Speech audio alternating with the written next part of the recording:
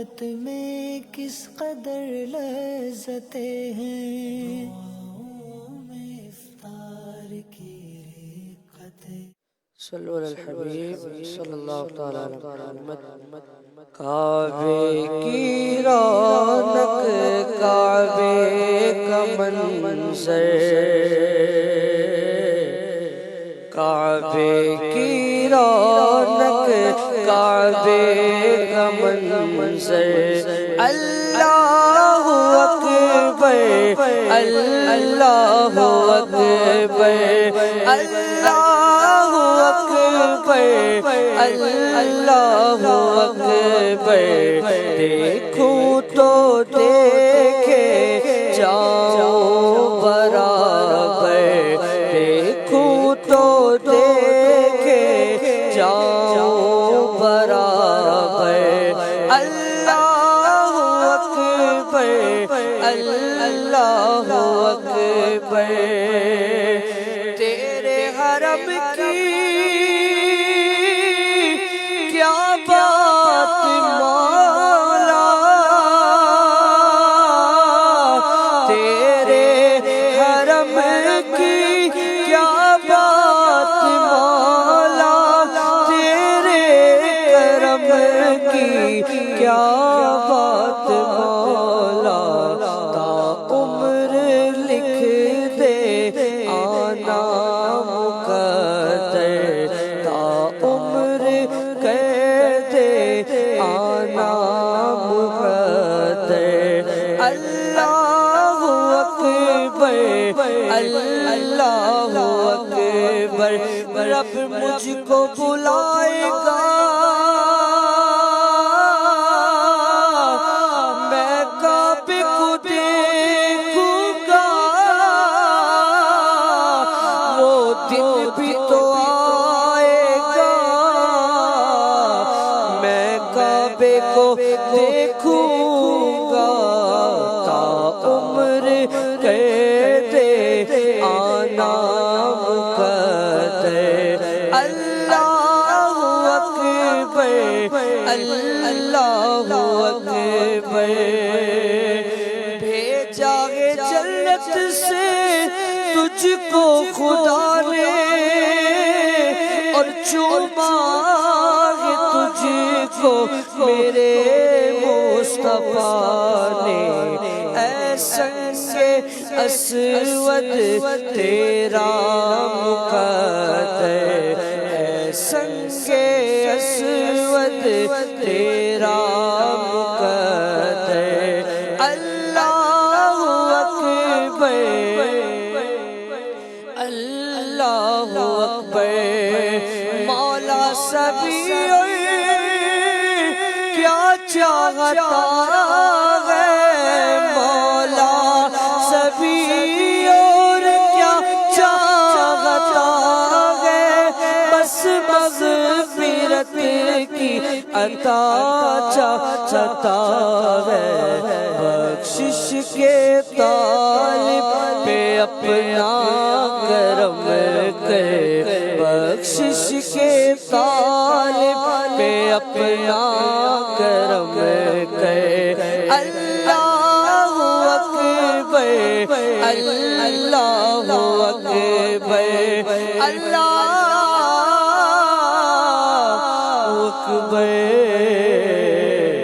اللہ اکبر۔ الحمدللہ رب العالمین والصلاة والسلام علی سید المرسلین، اما بعد فاعوذ باللہ من الشیطان الرجیم، بسم اللہ الرحمن الرحیم۔ پیارے پیارے اسلام بھائیو، سرکار مدینہ راحت قلب وسینہ صلی اللہ علیہ وآلہ وسلم کا فرمان علی شان ہے، صلو علیہ فإن الصلاۃ علیہ زکوٰۃ لکم، مجھ پر درود پاک پڑھو کہ تمہارا مجھ پر درود پاک پڑھنا تمہارے لیے پاکیزگی اور طہارت ہے۔ صلو علی الحبیب صلی اللہ تعالی علی محمد وعلی آلہ وصحبہ وبارک وسلم۔ تابعی بزرگ حضرت وہب بن منبہ رحمۃ اللہ علیہ فرماتے ہیں، ایک مرتبہ اللہ پاک کے نبی حضرت ابراہیم خلیل اللہ علی نبینا و علیہ الصلوۃ والسلام کو حکم ہوا، اے ابراہیم سامان سفر باندھیے، زمین میں نکلیے اور ہماری قدرت کے عجائبات دیکھیے۔ حضرت ابراہیم علیہ السلام نے اس حکم پر عمل کیا، سامان باندھا اور سفر پر روانہ ہو گئے۔ چلتے چلتے آپ ساحل سمندر کے قریب پہنچے۔ وہاں آپ کو ایک غلام دکھائی دیا جو بکریاں لیے جا رہا تھا۔ حضرت ابراہیم علیہ السلام نے اس سے پوچھا کہ اے غلام، کیا تمہارے پاس پانی یا دودھ ہے؟ عرض کیا جی ہاں، آپ جو پسند فرمائیں وہ حاضر کر دوں گا۔ فرمایا مجھے پانی پلا دو۔ وہ غلام اٹھا،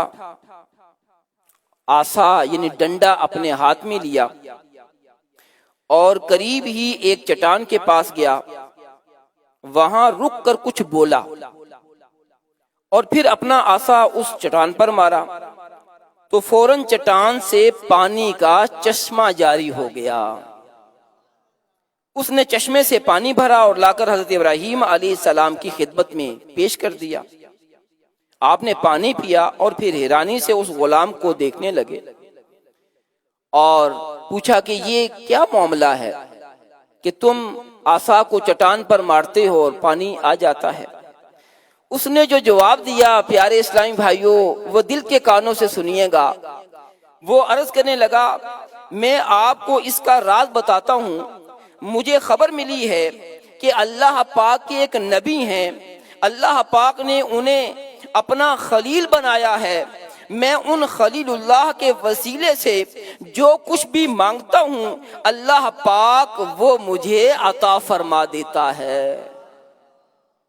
اب بھی میں نے جب چٹان کے پاس گیا تو حضرت ابراہیم علیہ السلام کا وسیلہ پیش کیا تھا۔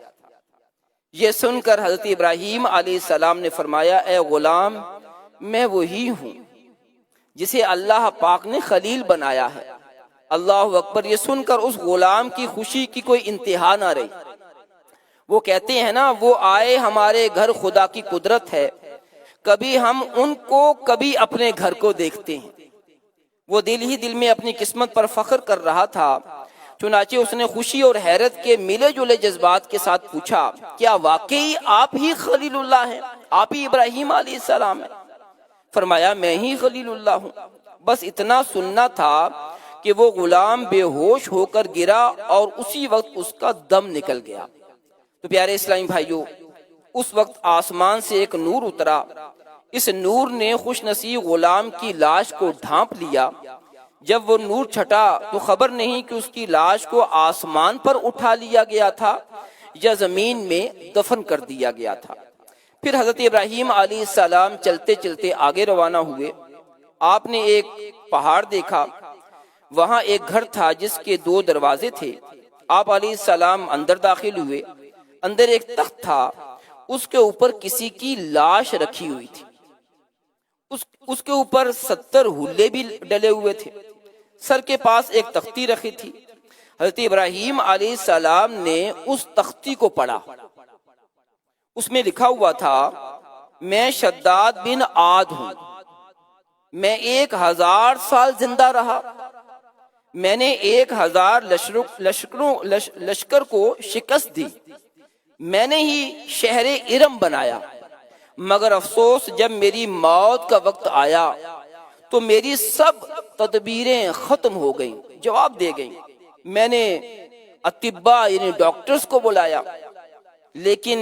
مجھے کوئی بچا نہ سکا، اور میری بادشاہت، میرا ارم شہر یہیں رہ گیا، اور ملک الموت علیہ السلام نے میری روح کو قبض کر لیا۔ پیارے پیارے اسلامی بھائیوں، زندگی کا کوئی بھروسہ نہیں ہے۔ بے وفا دنیا پہ مت کر اعتبار، تو اچانک موت کا ہوگا شکار، موت آ کر ہی رہے گی یاد رکھ، جان جا کر ہی رہے گی یاد رکھ، گر جہاں میں 100 برس تو جی بھی لے، قبر میں تنہا قیامت تک رہے۔ جب فرشتہ موت کا چھا جائے گا، پھر بچا کوئی نہ تجھ کو پائے گا۔ موت آئی پہلوان بھی چل دیے، خوبصورت نوجوان بھی چل دیے۔ دنیا میں رہ جائے گا یہ دبدبا، زور تیرا خاک میں مل جائے گا۔ تو پیارے اسلامی بھائیوں، جب ہماری زندگی مختصر ہے، کسی وقت بھی ملک الموت علیہ السلام آ کر ہماری روح قبض کر سکتے ہیں، تو عقل مندی کا تقاضا یہ ہے کہ جتنا دنیا میں رہنا ہے اتنا دنیا کے لیے، اور جتنا آخرت میں رہنا ہے اتنی آخرت کی تیاری کی جائے۔ پیارے اسلام بھائیو، یاد رکھیے دنیا فانی ہے، جلد ختم ہو جائے گی، لیکن جب ہم اس دنیا سے چلے جائیں گے، قیامت برپا کی جائے گی، جنت اور جہنم میں جانے کا حکم دیا، تو پھر پیارے اسلامی بھائیوں ذرا غور کریں، وہ ہمیشہ کی زندگی ہوگی۔ تو لہٰذا ہمیں اس دنیا میں رہ کر نیک اعمال کرنے ہیں، اپنے آپ کو گناہوں سے بچانا ہے۔ نیک اعمال ہمیں جنت میں لے جائیں گے انشاءاللہ، اور گناہ کرتے کرتے اگر ہم اس دنیا سے گئے، دنیا میں گناہ ہی گناہ کرتے رہے، اللہ پاک ناراض ہوا اور جہنم میں جانے کا حکم دے دیا گیا، تو پھر ہمارا کیا بنے گا؟ تو پیارے اسلامی بھائیوں، مرنے سے پہلے آخرت کی تیاری کر لیجئے، اور آخرت کی تیاری کے لیے دعوت اسلامی کے مدنی ماحول سے وابستہ ہو جائیے۔ ہفتہ وار اجتماع میں شرکت کیجئے، عاشقان رسول کے ساتھ قافلوں میں سفر کیجئے۔ انشاءاللہ العزیز یہ قافلوں میں سفر کرنا، ہفتہ وار اجتماع میں شرکت کرنا، دعوت اسلامی کے مدنی ماحول سے وابستہ ہو جانا، انشاءاللہ آخرت کی تیاری میں ہمارا ممد و معاون بنے گا۔ اللہ پاک ہمیں آخرت کی تیاری کرنے کی توفیق عطا فرمائے، آمین بجاہ النبی الامین صلی اللہ علیہ وآلہ وسلم۔ آئیے مناجات میں شریک ہو جائے۔ میرا عمل ہے سیاہ نامہ، مجھے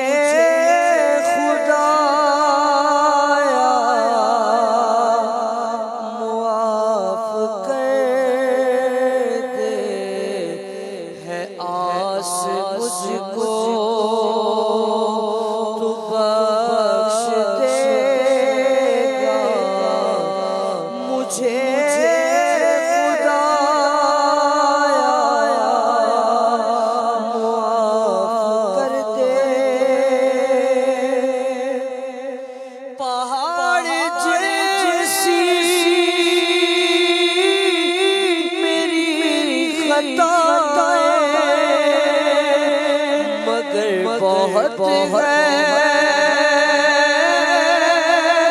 تیری عطائیں، پہاڑ جیسی میری خطائیں، مگر بہت ہے تیری عطائیں،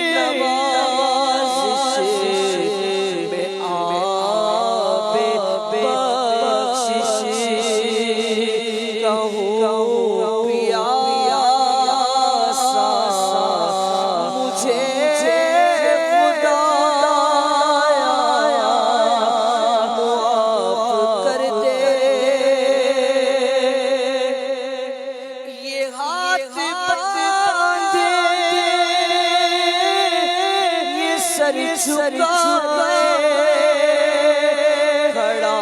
جاتے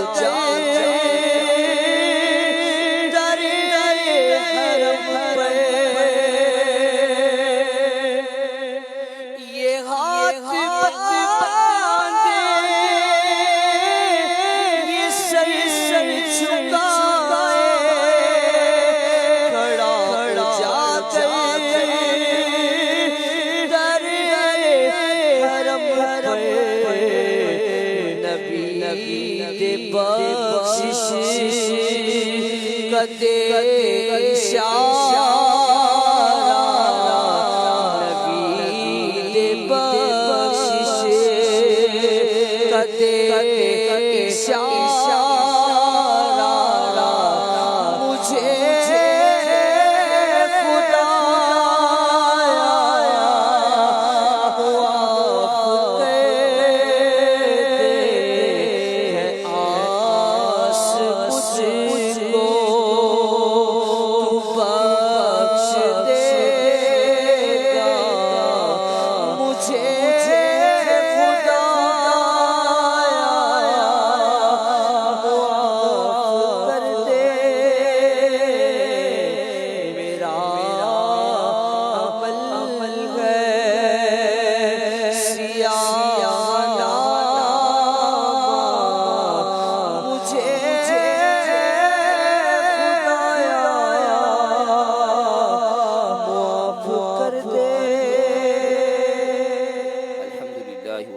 العالمین والصلاة والسلام على سید المرسلین اللہم صل على سیدنا و مولانا محمد وعلى علی سیدنا و مولانا محمد وبارک وسلم علیہ اللہم ربنا آتنا فی الدنیا حسنة وفی الآخرة حسنة وقنا عذاب النار اللهم احسن عاقبتنا في الامور كلها واجرنا من خزي الدنيا وعذاب الاخره ربنا ظلمنا انفسنا وان لم تغفر لنا وترحمنا لنكونن من الخاسرين ربنا فاغفر لنا ذنوبنا وكفر عنا سيئاتنا وتوفنا مع الابرار یا عزیز و یا غفار و یا رب العالمین اے پروردگار اے مالک مولا تیرے گناہگار سیاہکار بندے تیری عالی بارگاہ میں حاضر ہیں اے مولا ہم اپنے سارے گناہوں سے توبہ کرتے ہیں اے مولا ہمارے گناہوں کو معاف فرما دے اے پروردگار ہماری توبہ کو توبۃ نصوحہ بنا دے ایسی توبہ جس کے بعد گناہ نہ ہو اے پروردگار اے مالک مولا ہمیں نیکیاں کرنے کی توفیق دے دے گناہوں سے نفرت دے دے اے پروردگار ہم سب کو گناہوں سے بچا لے اے پروردگار نیک نمازی بنا دے متقی بنا دے ہمارے بچوں کو بھی نیک نمازی متقی بنا دے اے پروردگار نیکیاں کرنا ہمارے لیے آسان کر دے اور گناہوں سے نفرت دے دے اے پروردگار نیکی کی دعوت دینے والا اور برائی سے بچانے والا بنا دے ہمیں نیک بنا دے نیکی کی دعوت دینے والا بنا دے اے پروردگار برائی سے بچنے اور دوسروں کو بچانے والا بنا دے اے پروردگار ہم سب کو قافلوں کا مسافر بنا دے نیک اعمال پر عمل کرنے والا بنا دے اے پروردگار اصلاح اعمال کی سوچ عطا کر دے اے پروردگار اے مالک مولا ہمیں آخرت کی تیاری کرنے کی توفیق دے دے اے مولا آخرت کی تیاری کے لیے زیادہ سے زیادہ نیکیاں کرنے والا بنا دے اے مولا ہم سب کو ماں باپ کا فرما بردار بنا دے اے مولا جن کے ماں باپ اس دنیا سے چلے گئے مولا ان کی مغفرت فرما دے اے پروردگار ہمارے ماں باپ کی ساری امت کی مغفرت فرما اے پروردگار جو بیمار ہیں انہیں شفائے کاملہ عاجلہ نافعہ عطا فرما اے پروردگار جو بے روزگار ہیں انہیں حلال آسان روزگار عطا فرما اے پروردگار ہم سب کے رزق حلال میں برکت عطا فرما اے پروردگار ہمیشہ حلال ہی کھانے کمانے کی توفیق دے، اے مولا حرام سے بچا، اے پروردگار اے مالک و مولا رزق حلال اتنا وافر عطا کر کہ جس پر ہمیں قناعت بھی نصیب ہو جائے، اے پروردگار صبر بھی آ جائے، اے پروردگار اے مالک مولا ہر قسم کی مشکلات کو آسان فرما، اے پروردگار جو مشکلات میں گھرے ہوئے ہیں مولا ان کی مشکلات کو آسان فرما، اے پروردگار جو بے سکون ہیں انہیں سکون کی دولت عطا فرما، جو پریشان ہیں مولا پریشانیاں دور فرما، جن کے گھروں میں جھگڑے ہیں مولا جھگڑے دور ہو جائیں، اے پروردگار ہمارے گھر امن کا گہوارہ بن جائیں، اے پروردگار جتنے بھی اسلامی بھائی اس وقت میری اس دعا میں شریک ہیں، عالمی مدنی مرکز فیضان مدینہ کراچی میں ہیں یا مدنی چینل پر میرے ساتھ شریک ہے مولا سب کی دعاؤں پر رحمت کی نظر فرما، سب کی نیک حاجات کو پورا فرما، اے پروردگار اے مالک و مولا ہمارے گھر بار کی خیر فرما، ہمارے بچوں کی خیر فرما، اے پروردگار ہمارے خاندان کی خیر فرما، اے پروردگار ملک پاکستان کی خیر فرما، اے پروردگار اے مالک و مولا سارے مسلمانوں کی خیر فرما، اے پروردگار جو مسلمان مظلوم ہیں مولا ان کی غیب سے مدد فرما، اے پروردگار امن عطا فرما، اے اللہ اے پروردگار ہم سب کو دونوں جہاں کی بھلائیوں سے مالا مال فرما، ہماری دنیا بھی اچھی فرما، اے مولا آخرت بھی اچھی فرما، اے پروردگار ہم سب کے ایمانوں کی حفاظت فرما، اے پروردگار ایمان و عافیت کے ساتھ مدینے میں شہادت کی موت نصیب فرما،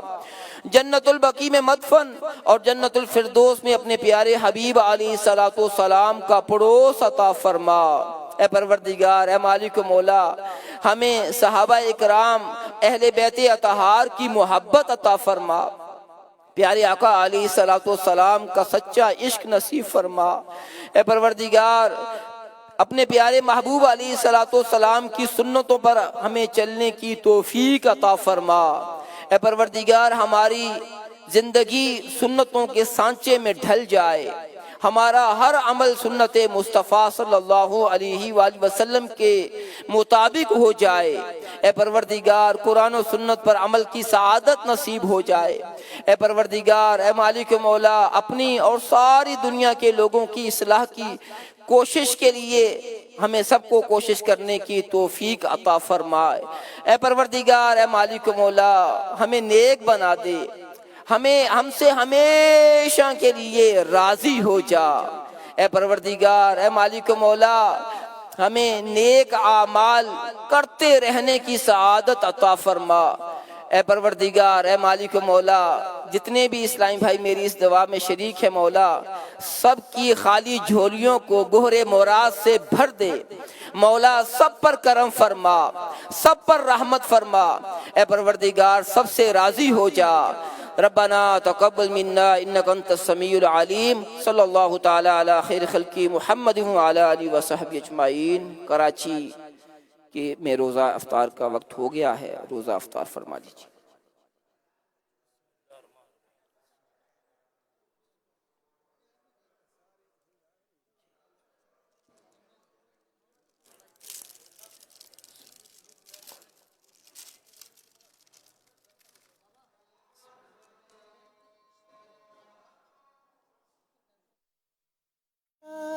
کی رقتیں